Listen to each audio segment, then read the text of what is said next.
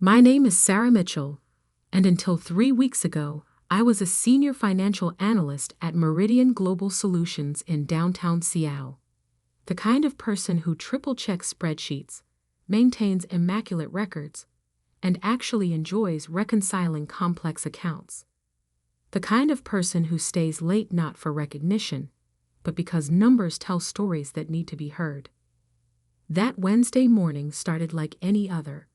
Seattle rain drumming against the office windows, the gentle hum of computers, and the familiar scent of coffee from the break room. I was reviewing the quarterly financial reports when Marcus Walsh, my direct supervisor, appeared at my desk. His usual swagger was missing, replaced by something tighter, more desperate. Sarah, my office. Now. I followed him, laptop in hand, already sensing something was wrong. Marcus's office had the best view in our department, floor-to-ceiling windows overlooking Elliott Bay. But today, the blinds were drawn, casting the room in artificial shadows. "Close the door," he said, not looking up from his computer screen. I did, then took a seat across from his mahogany desk. The leather chair felt unusually cold. "We have a situation," Marcus began, his voice unnaturally calm. "The Anderson account audit revealed some discrepancies. The Anderson account, our biggest client, worth over $50 million in annual revenue. I had flagged some concerns about their numbers months ago, but Marcus had dismissed them." "What kind of discrepancies?" I asked, though something in my gut already knew. Marcus finally looked at me, his gray eyes hard as stone. $3 million worth. The room seemed to tilt slightly. $3 million. In the corporate world, that wasn't just a discrepancy. That was a career-ending catastrophe. "How?" I managed to ask. Marcus leaned back in his chair, a strange smile playing at the corners of his mouth. "Funny you should ask. According to the timestamps on the transaction records, the errors occurred during your weekly review periods." My blood ran cold. I knew exactly what he was doing. "That's impossible," I said, keeping my voice steady. "I maintain detailed logs of every review. There's no way I would have missed. The records show otherwise," he cut in smoothly. "And as your supervisor, I'm offering you a choice. Take responsibility for the oversight, accept a demotion with a minor pay cut, and we all move on. Or," he spread his hands wide, "well, falsifying financial records is grounds for immediate termination. Your choice." I sat there, heart pounding but mind surprisingly clear. This was why he'd been so quick to dismiss my concerns about the Anderson account. He'd been covering his tracks, laying groundwork, probably altering timestamps on documents. But he'd made one critical mistake. "You're right about one thing," I said, standing slowly. "The records do tell the truth. All of them, including the encrypted backup logs I maintain on our secure server. The ones that show exactly who accessed those files and when. The ones that prove every alteration you made to cover up your mistakes." The color drained from Marcus's face. "You're bluffing." I smiled, the kind of smile that comes from knowing you've already won. "Check the backups, Marcus. I'll wait." His fingers flew across his keyboard, navigating through folders, his face growing paler by the second. I watched as he found them. Dozens of automated logs, each one meticulously documenting every change he'd made to the original files. "This is a misunderstanding," he stammered, his confidence evaporating. "We can work something out." "You're right again," I replied, gathering my laptop. "We can. I have a meeting with Linda Carter in internal audit in—" I glanced at my watch. 20 minutes. I'm sure she'll be very interested in working this out. "Sarah, wait," Marcus called as I reached the door. Think about what you're doing. I can make your life very difficult. I turned back, meeting his desperate gaze. No, Marcus. You already tried that. Now, I'm going to make your life very honest. The walk to Linda Carter's office on the executive floor felt like floating. My hands didn't shake as I knocked on her door. My voice didn't waver as I laid out the evidence. The backup logs, the original timestamps, the trail of Marcus's alterations, the attempts to frame me. Linda, a sharp-eyed woman in her 50s who'd earned her reputation as the company's ethical backbone, listened without interruption. When I finished, she was quiet for a long moment. You understand the gravity of these accusations? She asked finally. Yes, I replied. That's why I brought proof. She nodded, then reached for her phone. Clear my afternoon, she told her assistant, and get me Gerald Thompson from legal. We're going to need him. What followed was 5 hours of intense scrutiny. Every log examined, every timestamp verified, every alteration traced back to its source. By the time I left the office that evening, the Seattle rain had stopped, and the truth had been uncovered. Marcus was placed on immediate administrative leave, pending investigation. I was temporarily assigned to oversee his duties, but I knew this was just the beginning. The real storm was yet to come.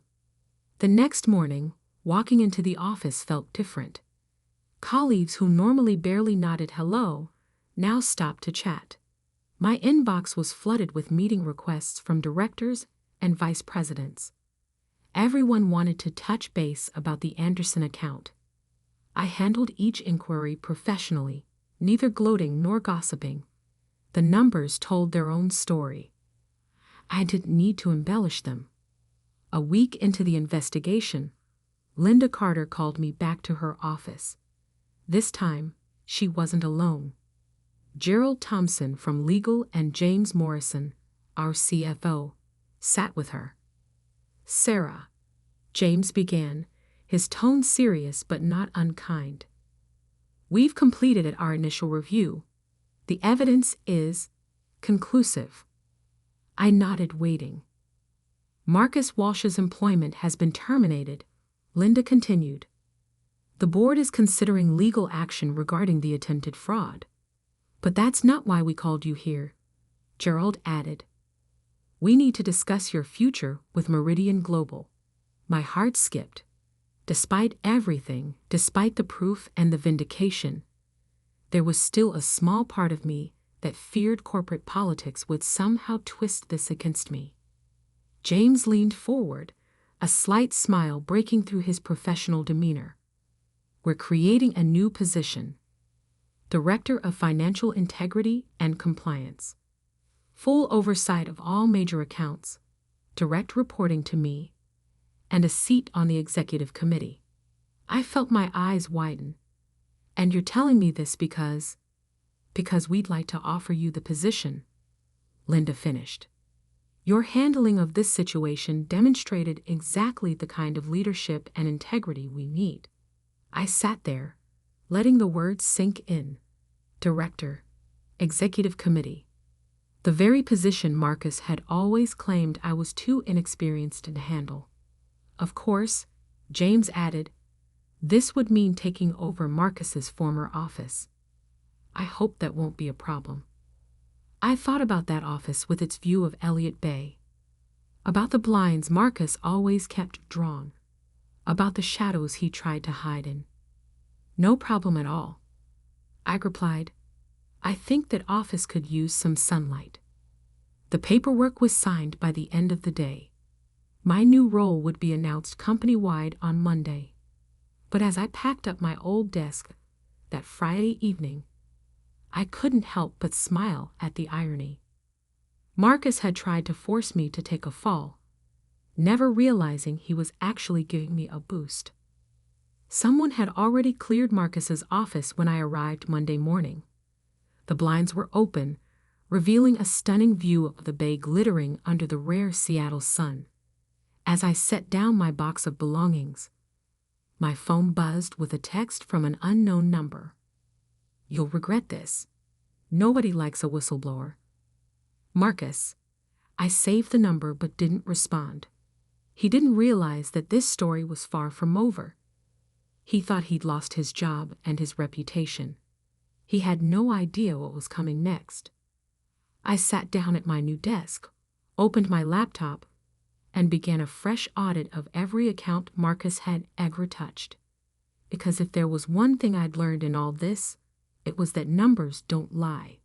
People do. And I was just getting started. I spent my first week as director methodically reviewing every account Marcus had touched during his tenure at Meridian Global. The Anderson account discrepancy hadn't felt like an isolated incident, and my instincts were screaming that there was more to uncover. Late Thursday night, as most of the office had cleared out, I found what I was looking for. Buried in the Richardson Technologies audit from 2 years ago, subtle manipulations, carefully hidden transfers, numbers that didn't quite add up. Then the Blackwood Capital reports showed similar patterns. The Martinez Group too, each instance too small to raise immediate alarms, but together they painted a disturbing picture. My phone buzzed again. Another text from Marcus. "Hope you're enjoying my office. Don't get too comfortable. Everyone has secrets." I took a screenshot of the message and forwarded it to Linda in internal audit and Gerald in legal, then returned to my investigation. If Marcus thought he could intimidate me, he clearly hadn't learned anything from our last encounter. By Monday morning, I had compiled enough evidence to fill a banker's box. Not just accounting discrepancies, but a pattern of systematic fraud spanning nearly 4 years. The total amount made the Anderson account look like pocket change. I was preparing my report when Jessica from HR appeared at my door, looking uncomfortable. "Sarah, we've received some concerning allegations." I set down my pen. "From Marcus?" She nodded, sliding a folder across my desk. "He's claiming you accessed his personal files without authorization. Says you used them to frame him and steal his position." I opened the folder, scanning the accusations. Each one more outrageous than the last.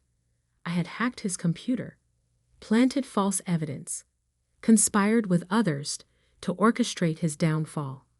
The desperation in every line was almost pathetic. "Interesting timing," I said, pulling up my secure server access logs. "Would you like to see exactly when and how I accessed every file used in the investigation? All through proper channels, all properly documented." Jessica's relief was visible. "That would be helpful. And while we're at it," I added, "I have something else you should see." I shared my latest findings. The years of fraud, the multiple accounts, the careful cover-ups. Jessica's eyes widened as she went through the evidence.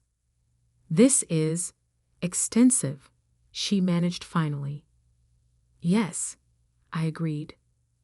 "And there's more. Marcus has been sending me threatening messages." I showed her the texts. "I've already forwarded them to legal, but you should probably have copies for his file." She nodded, her HR professionalism warring with obvious shock. "I'll need to escalate this immediately."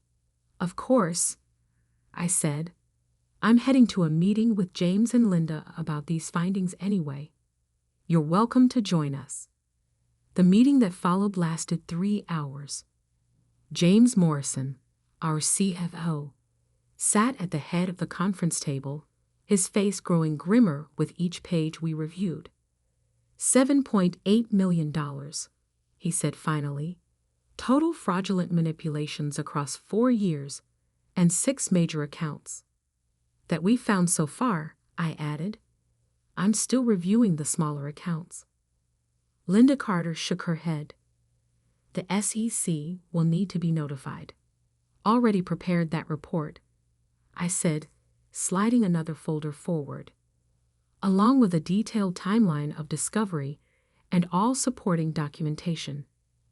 James looked at me with newfound respect. "You've been thorough." "Numbers don't lie," I replied. "People do. I just let the numbers tell their story." Gerald Thompson, who had been quietly taking notes, finally spoke up. "Marcus's allegations against you were a mistake. They opened the door for a deeper investigation that might have taken months to initiate otherwise."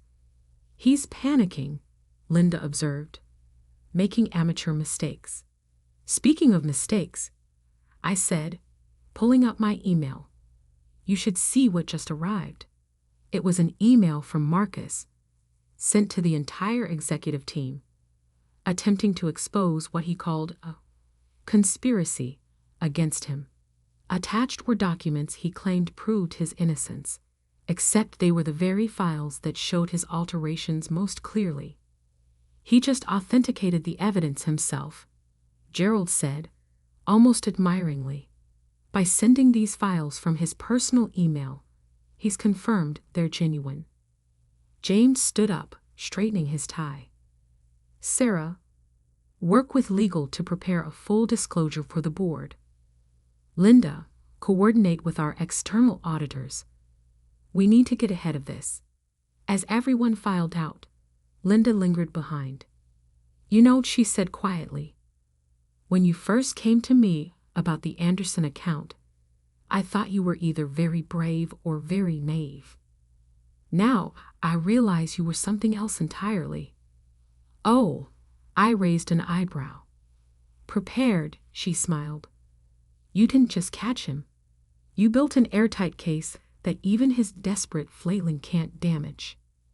The next few days passed in a blur of meetings, audits, and legal consultations. Marcus's attempts at retaliation had backfired spectacularly, drawing attention to aspects of his fraud that might have taken months to uncover otherwise. Then came Wednesday morning. I arrived at my office to find James waiting for me. "The FBI is involved now," he said without preamble. "Marcus was arrested an hour ago. Apparently, this wasn't his first corporate fraud scheme." I sat down, letting that sink in. "Other companies?" James nodded. "2 previous employers. He'd been careful, changed his methods each time. But your investigation gave them the pattern they needed." My computer pinged with a news alert. The story had broken. "Meridian Global Executive arrested in multi-million-dollar fraud scheme." I scanned the article, noting how it praised the company's internal controls and swift action once the fraud was discovered. "The board is pleased with how we handled this," James continued. "Particularly your role. They approved a new compliance initiative. Full department, expanded authority, increased budget." "Sounds like a lot of work," I observed. "It is," he agreed. "That's why they're promoting you again. Executive Vice President of Compliance and Risk Management. Interested?" I looked around my office, the one I'd only occupied for a few weeks, the one Marcus had tried to use to threaten me. It already felt small. "When do I start?" The following Monday, I walked into my new executive suite on the top floor. Floor-to-ceiling windows offered a panoramic view of Seattle, the bay sparkling under morning sun. But it wasn't the view that made me smile. It was the email from the FBI's Financial Crimes Unit requesting a meeting to discuss their ongoing investigation into corporate fraud. Attached was a familiar name. Marcus's previous supervisor from his last job, the one who had given him a neutral reference despite suspicions of misconduct, the one who had helped him move on to Meridian Global, where he could continue his schemes. I opened my investigation files and began a new folder, because some stories don't end with one person's downfall. Sometimes they lead to deeper truths that need to be uncovered. Marcus thought he could threaten me with secrets, never realizing that secrets were exactly what I was best at exposing. My phone buzzed one last time.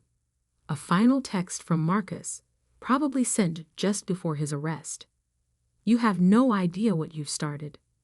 I smiled, saving the message with all the others. Evidence was evidence, after all. "Actually," I said to my empty office, "I know exactly why I've started."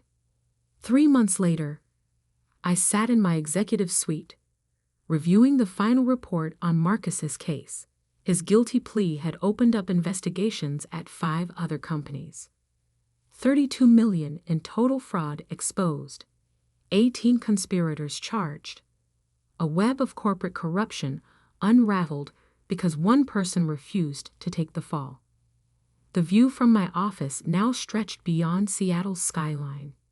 I could see all the way to the mountains, clear and sharp against the horizon. But more importantly, I could see the future.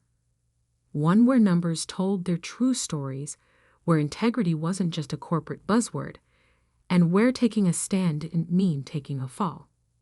Linda stopped by that afternoon, a knowing smile on her face.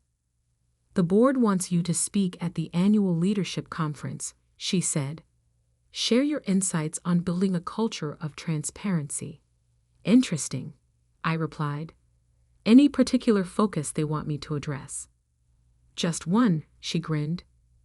"How to tell when someone's offering you a fall you should refuse." I thought about that moment in Marcus's office, when he tried to make me choose between my integrity and my career. He never understood that by refusing to fall, I'd actually learned to fly. "I think I can handle that," I said, turning to my computer to begin outlining my speech. Because some stories need to be told, not just for justice, but for change. The Seattle rain had returned, drumming against my office windows. But this time, it didn't sound like a warning.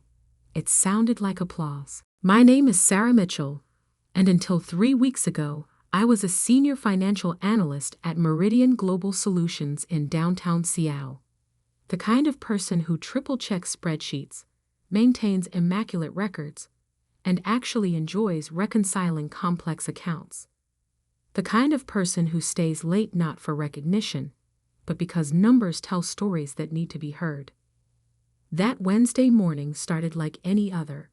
Seattle rain drumming against the office windows, the gentle hum of computers, and the familiar scent of coffee from the break room. I was reviewing the quarterly financial reports when Marcus Walsh, my direct supervisor, appeared at my desk. His usual swagger was missing, replaced by something tighter, more desperate. "Sarah," my office. Now, I followed him, laptop in hand, already sensing something was wrong. Marcus's office had the best view in our department, floor-to-ceiling windows overlooking Elliott Bay. But today, the blinds were drawn, casting the room in artificial shadows. "Close the door," he said, not looking up from his computer screen. I did, then took a seat across from his mahogany desk. The leather chair felt unusually cold. "We have a situation," Marcus began, his voice unnaturally calm. "The Anderson account audit revealed some discrepancies. The Anderson account, our biggest client, worth over $50 million in annual revenue. I had flagged some concerns about their numbers months ago, but Marcus had dismissed them." "What kind of discrepancies?" I asked, though something in my gut already knew. Marcus finally looked at me, his gray eyes hard as stone. $3 million worth. The room seemed to tilt slightly. $3 million. In the corporate world, that wasn't just a discrepancy. That was a career-ending catastrophe. "How?" I managed to ask. Marcus leaned back in his chair, a strange smile playing at the corners of his mouth. "Funny you should ask. According to the timestamps on the transaction records, the errors occurred during your weekly review periods." My blood ran cold. I knew exactly what he was doing. That's impossible, I said,